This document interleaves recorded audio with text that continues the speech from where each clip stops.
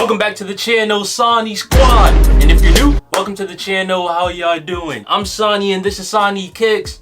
Here are my top 10 sneaker pickups of the year, and this is only 2023 releases. And I'm gonna be honest, it was kind of hard to make this list, but not in the sense of, oh, there was a lot of stuff I picked up that I really liked. It was the opposite of that. It was more so, what shoes was I really excited about and just really happy to have? And that's really how I felt about the entire lineup of 2023.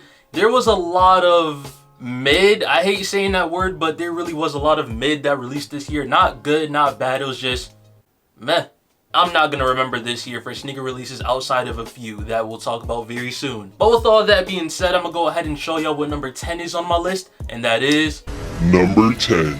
The Red Cement Air Jordan 4. So this shoe got on my list for wearability purposes. Like, I love how these shoes look with outfits. They just complement the fit very well. As a standalone shoe, it's not that great, not gonna lie. It's more of a team player and I really like wearing it for that reason. And for a while, it was the most affordable Jordan 4 you can get until the Olive 4s came out. I'm gonna just go ahead and throw my olive hate right here. That shoe is disgusting. The different tones of olive, terrible idea. Don't know who came up with that, but nasty. But thank goodness they're coming out with the Olive 5 next year. That is definitely getting picked up. But back to the Red Cement 4, there's really not much else to say about these. It's an iteration of the White Cement, but it's not even one of the best iterations of it. If you had to choose between the Red Cement or the Midnight Navy 4s, I would definitely say go with the Midnight Navy, or if you got the money to get the White Cement, just go with the White Cement. 9 out of 10 times the OG looks better. Number 9. And now for the number 9 spot. I am not taking the shoe out because it's all the way down at the pile, but the number 9 spot belongs to the Palomino Air Jordan 1. When I got this shoe, I really thought it was going to be higher on my list, but after wearing it is when I put it down lower on my list, and that's because it doesn't look good after you wear them, which is really the beauty of Jordan 1s. You can wear them as many times as you want and it'll always look good. Not the case for these. As a matter of fact, I gotta pull them out so I can show y'all what I'm talking about. So in my review, I was right about the soles being brown and that being a great thing because after you wear them for a while, they still look brand new. But the problem is the materials and how they look after you wear them. Like, I don't know if you can see that well, but this creasing is disgusting. The shoes, I don't know if you can see like that line. That's from my jeans. It got onto the shoe very easily and I'm not sure how because I took care of that issue with all of my pants. That way it never happens to any of my shoes, but it happened to these and yeah, this quality felt really nice, but apparently it seems like it may have not been that nice. Yeah, this is really just gonna be a beater shoe now, which is highly unfortunate because I really did like this shoe when I got them. Number 8.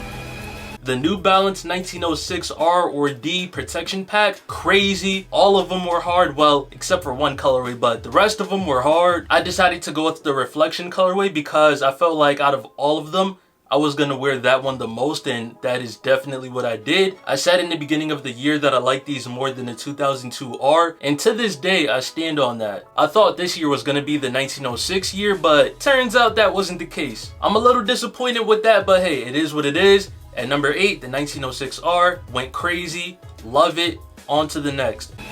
Number 7. So for number 7, I felt very comfortable putting the shoe here, and it is the Air Jordan 11 DMP or Gratitude. There was a few reasons why I didn't have this shoe higher on my list, and I said that in the review, but yeah, this is a very comfortable 7th place. I like that they made it more wearable than the Concord, so it gets an okay from me. Pretty easy to get for anybody that wanted them. A nice and safe holiday Jordan 11 that you can't go wrong with. But that leads me into talking about next year for a second. We are finally getting the Legend Blue or Columbia 11s back, and I am excited about that. And this entire 24 lineup is already looking way better than this year. Number 6. So from here on out, these are all of the shoes that I was genuinely excited and happy to have. And starting that list off, the Playoff Air Jordan 8. This is just beautiful. I love it. I finally capped off the big 3, which are the Bugs Bunnies, Aquas, Playoffs, finito. They even brought back the red pull tab, which is something we have never gotten since the OG, and I love it. The quality is great, the comfort is there, and anytime a Jordan 8 releases, it warms my heart to know that other people out there love it just as much as I do, and seeing it get the respect it deserves. And honestly, if it wasn't for the rest of the list, this shoe would be higher. Number 5. So coming in at number 5 is the Thunder Air Jordan 4. I was too happy about this release that I couldn't wait. I bought them early and I do not regret it at all. And the absolute best part about grabbing this shoe this year is that I got the Lightning Force back in the collection. So yeah, I got that Thunder and Lightning pack. I couldn't be more happy about that. This duo right here is just too crazy. Number 4. So at the number 4 spot, it rightfully goes to the Love You Forever Nocta Air Force 1 Low. This was definitely going to be a part of my top 5. I love Air Forces, and so a comfortable all-white Air Force 1 Low that has some really subtle details with a beautiful message on it. This is by far the best shoe that Nike and Nocta made, and I really hope that they come out with more colorways in this shoe. Number 3. So now that we hit top 3 land, at number 3, I gotta go with none other than The Next Chapter, aka Across the Spider-Verse Air Jordan 1. So for me, that was my favorite review video to do for this entire year. Definitely like at the peak of my favorite sneaker memories this year. And then cause you follow it along with the actual movie, which was peak cinema, might I add. Honestly, the best movie of the year in my opinion. That ending was insane and I cannot wait for the third one to come out.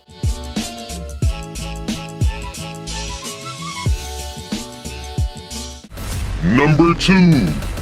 So coming in at number 2, this was kind of a toss-up. I didn't know if I should put this on 1 or 2. I had a lot of time to really sit back and think about it. The Cherry 12. This was a perfect retro, a 10 out of 10. I can't believe they finally brought it back out after so many years. I feel like the retail price was justified because this shoe was downright beautiful, perfect.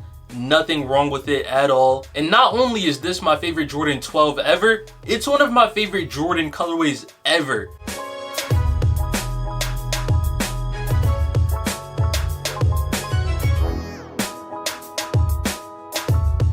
Number 1. But the number 1 spot was just too undeniable. Hello, it's me, I'm the local to dawn. Giving you bars and you ain't getting born. Locked in the cell in your mind, I've been here for some time, man, it's crazy, we don't get along. The White Cement Air Jordan 3. I would like to personally thank Jordan Brand with all my heart that they finally brought these back out. I was genuinely hoping that they didn't change the shoe too much, and they didn't. The last time we got this shoe was in 2018, but it wasn't exactly the White Cement that we all know and love. But I do hope that, you know, we kind of get past that aging thing, because I do like my shoes to be brand new, but for that to be one of the last ones, alright. If they do it with the military blue 4s next year, I'll accept it, but I'm not gonna be the happiest about it. But without a doubt, the White Cement 3 is one of my favorite Jordans ever, so super happy that they brought these back. And yeah, that's my top 10.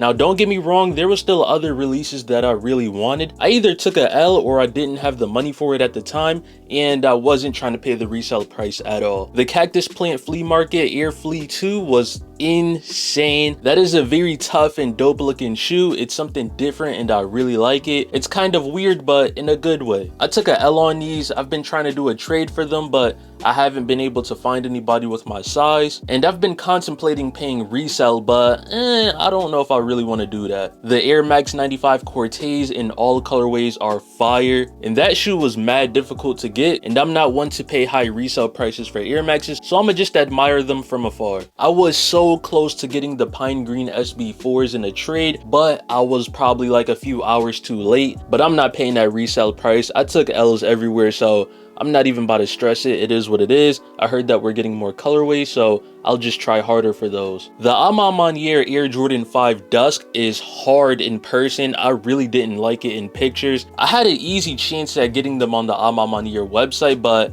I decided to not go through with it because I've really just had bad buying experience from there. In terms of buying from their website, when I had got the 12s in the beginning of the year, that left a terrible impression that I'm really not trying to go through again. They were taxing heavy, the shoes took mad long to come, and when they did, they had a bunch of quality control issues, and to make matters worse, I wasn't able to return them. So yeah, I really wasn't trying to go through that again. Resale prices are around $300 to $400. I'll wait till it goes down, or if it doesn't, I'm good with missing out. Now I'ma still get the Terror Squad Air Force 1 lows, but I'ma just wait till that price goes down a little bit. It's been teeter-tottering, but I'm just waiting for the perfect moment. And off the top of my head, this might be it, but the Powerpuff Girl SB Dunks. Those are super creative. They brought back a lot of good nostalgia memories. But personally, I really can't see myself wearing those. I do really like the Buttercup colorway because she was my favorite character in the show. But I just really don't see myself wearing those, so I didn't even want to try for them. But comment down below, what were your thoughts on 2023 sneaker releases? What was your favorite moment? If you enjoyed this video, please go ahead and hit that like button. Subscribe to the channel if you're new. I want to thank all of y'all for another great year, and